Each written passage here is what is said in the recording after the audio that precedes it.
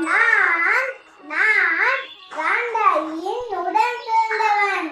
துட்டிதாசர் மைத்துனன். காந்தா நாட்டின் அரசன். நானே சகுனி.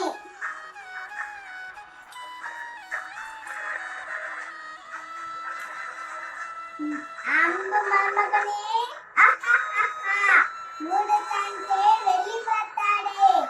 தன் கடும் கோபத்திற்கு ஒருவன் கடிவாளம் போடவில்லை என்றால் அவன் மாற்றாயிடம் தோற்க வேண்டியதில்லை.